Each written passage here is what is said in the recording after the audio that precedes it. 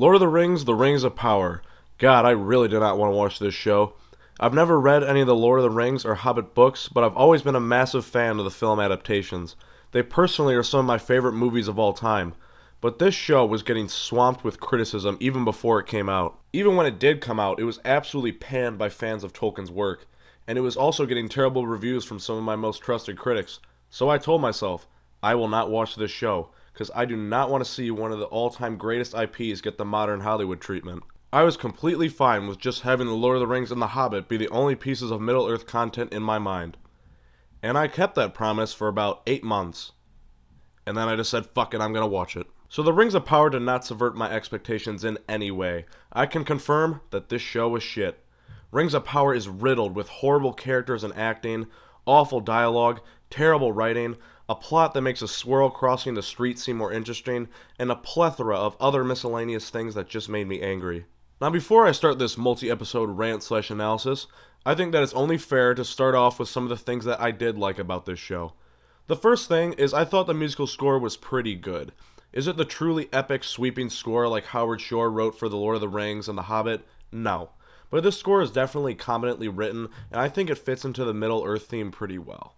Another thing is I think that this show for the most part is shot pretty well. I never got the sense that this was TV level cinematography. It definitely felt like it was movie industry standard. Yes, most of the breathtaking shots in the show are almost completely CGI, but hey, it's still cinematography. I'm not gonna knock it just because it was generated by a computer. The set design for the show is also quite good. I would expect as such considering that the show had an astronomical budget. You can tell that a lot of time and effort was put into designing these cities. Lindon and Khazad-dûm I think looked quite good, and there are certain shots of Numenor that are just gorgeous. Another thing, and this is a smaller thing, but I think that the orcs look very good in this show. You can tell that they were definitely actors in costumes, and when comparing it to The Hobbit, which had fully CGI orcs, I think it just looked a lot better. Well, that does it for my praise. Now let's get into the meat of this analysis, which is the bad stuff. And what better way to start off the bad stuff than by taking a look at the characters. Now most of these characters fall into one of three categories. Number 1, unlikable character. Number 2, completely bland or uninteresting. And number 3, somewhat decent or likable character. And out of these three categories, most of the characters fall into one of them. And you'll catch on to this trend pretty quick. So let's start off with our protagonist, if you even want to call her that, Galadriel. Remember Galadriel from Lord of the Rings and The Hobbit? Remember how she was kind of this weird, creepy elf goddess, but she was cool because of that? Well, the writers of this show just said, fuck that, fuck you Tolkien, we are going to completely rewrite your character so that she may fit into a more modern female lead stereotype. Now she's just this bitchy war commander. What the fuck? Who approved this? Galadriel is just straight up bad in this show. Her character has no personality whatsoever, the line delivery is terrible, and the lines themselves are terrible. Her only character motivation is that she is obsessed with finding and killing Sauron because he killed her brother centuries ago. But I don't care about any of that because I don't care about her brother. And I don't care that he was killed. This show has a habit of implying that we are supposed to care about things, but the writers never earn it out of us. Galadriel is going in category 1, unlikable character. Next up we have Arondir. Now Arondir I thought was interesting for the first episode or two. It was interesting to see this stoic elf warrior on duty watching over the city of men, while also having a romantic affair with a local woman, but I think it's very clear that towards the second half of the season, they just did not know what to do with him. He doesn't really change at all throughout the season, and doesn't have any clear goals or motivations besides protecting the local villagers. For this reason, Arondir is going into category 2, bland or uninteresting. Spaceman, or wizard guy. This wizard guy, who is probably Gandalf, they don't specifically say it, but I give it a 99% chance, is only in the show so that the writers could have an actual reason for putting the Harfoots in the show. This man might be the most boring character in the whole show. For the first 7 whole episodes, all this guy does is walk around making extremely weird faces and noises. When he finally does anything of relevance, which comes in episode 8, which is his fight scene, it is the most cornball fight of the whole show.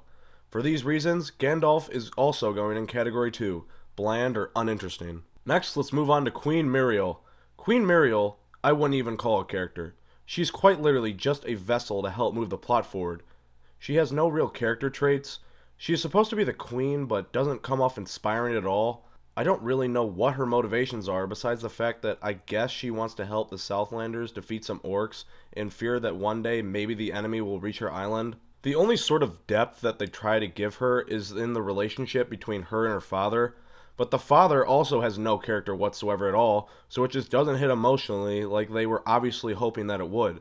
So that is why Queen Mariel will be joining her fellow two companions in Category 2, bland or uninteresting. Next, we move on to Bronwyn. Now, I actually thought that the actress playing Bronwyn was pretty decent. I can tell she's doing the best with what she's got, but I never really saw her more than anything than just Arondir's love interest. They try to make her character more important when she all of a sudden just becomes the sort of leader for a hot minute of the village when shit hits the fan, but it honestly just felt so forced to me. Bronwyn is also going in Category 2. Elrond. Oh god, Elrond. Now the thing about Elrond is I don't think he was bad per se, he just felt off. Yes, I understand it's a different actor playing a character we've already seen before, but remember Elrond from the movies? He was this very wise, stoic, semi-battle retired leader of Rivendell, but in here, I don't know if he's just too jolly or just seems too happy in his facial expressions, but it just doesn't feel like Elrond. Yes, I understand that this is an Elrond that is thousands of years younger, but I never got the sense that this version of Elrond would grow into the Elrond we see in the movies. For this reason, I'm putting Elrond in Category 1, unlikable characters. Durin. Now, Durin is an interesting case because Durin actually didn't suck. Yes, some of his lines from time to time are pretty cheesy and bad, but the actor playing Durin is quite talented.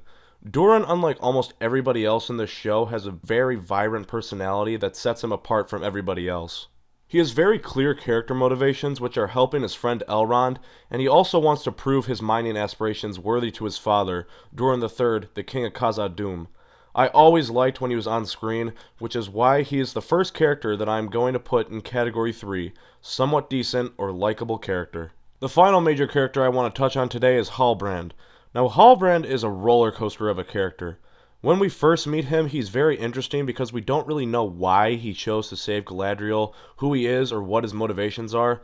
Then he kind of fades off for a bit, they put him in a cell for a whole episode, and then they make him important again because now he's the king of the Southlanders. Then he kind of fades off again and just fucks around with the elves making rings, and then oh shit, he's Sauron! That came out of nowhere.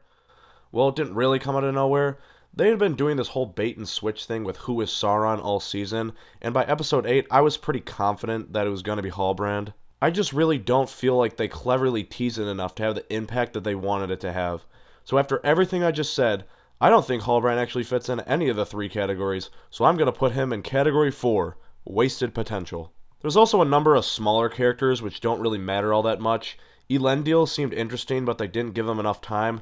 Nori, Poppy, and the rest of the Harfoots were so fucking bad, I couldn't bring myself to dedicate a whole section to them. There's Isildur. Yeah, remember Isildur? The guy that killed Sauron? Yeah, they fucked him up. Why is he even in the show? Don't know. Why did they race swap him? Don't know. There's Isildur's sister, who's hot. Yeah, that's about it. Isildur's friends? Yeah, remember? They exist. There's this evil elf guy whose only purpose really was to be a Sauron bait and switch. And anybody else that happened to be in this show has already faded from my memory. In conclusion, shitty characters in the Rings of Power are one of the most glaring issues about it. In any good story, having very good characters is one of the key pillars that helps the building stand. Take away one of those pillars and the building, which is the story, will come crumbling down. But that certainly isn't the only issue with Rings of Power. Stay tuned for part 2 and I'll be going over the plot and why it sucks. If you enjoyed this video, don't forget to leave a like, subscribe, and turn on notifications so you'll be notified when I post part 2. But anyways, that's all I got for today, guys. I'll see you next time.